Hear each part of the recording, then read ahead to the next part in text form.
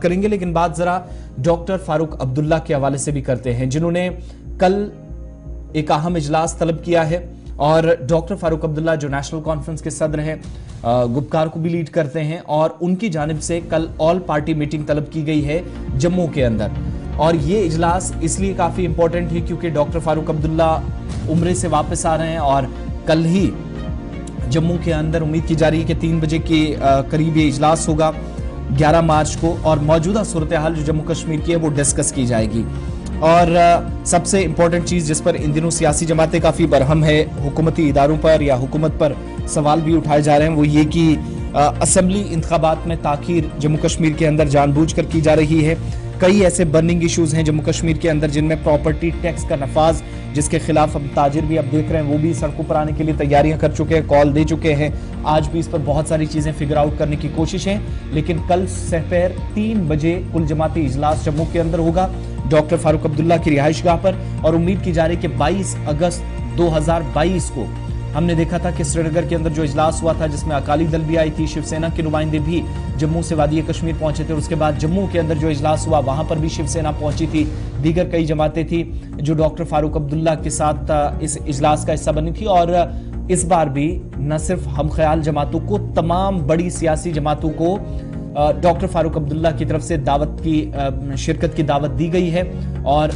माना यह जा रहा है कि भारतीय जनता पार्टी को छोड़कर दीगर तमाम पॉलिटिकल पार्टीज मौजूदा सूरत हाल पर डिस्कस करने के लिए कल इस इजलास का हिस्सा बनेगी। सबसे इंपॉर्टेंट चीज जो इस वक्त काफी ज्यादा सुर्खियों में है वो प्रॉपर्टी टैक्स का नफाज, जिस पर इंतजामिया बार बार क्लियर भी कर चुकी है कि कई तरह के क्योस और कंफ्यूजन थे, और बिल्कुल एक छोटा सा हिस्सा जो इस टैक्स का है मुल्क के बाकी हिस्सों के मुकाबले में जम्मू कश्मीर के अंदर लेफ्टिनेंट गवर्नर ने भी इस पर सफाई दी कि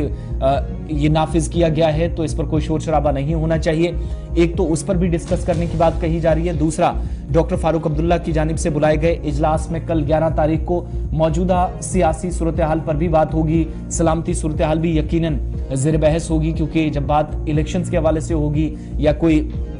चार्टर ऑफ डिमांड्स या कुछ पॉइंट्स तैयार किए जाएंगे जो इस मीटिंग के बाद हम देखेंगे कि जो इसका आउटपुट होगा उसमें शामिल किए जाएंगे, तो जाहिर सी बात है सारे पॉइंट्स को मेंशन किया जाएगा। और उससे भी एक और बड़ा इशू जो इस वक्त काफी बर्निंग इशू है, 16 मार्च से 5 अप्रैल तक Jammu Kashmir service selection board अपने जो मुख्तलिफ ओहदों के लिए इम्तहानात हैं उसके लिए तारीखों का स्केड्यूल का ऐलान कर चुका है, लेकिन इन सब के बीच में JKSSB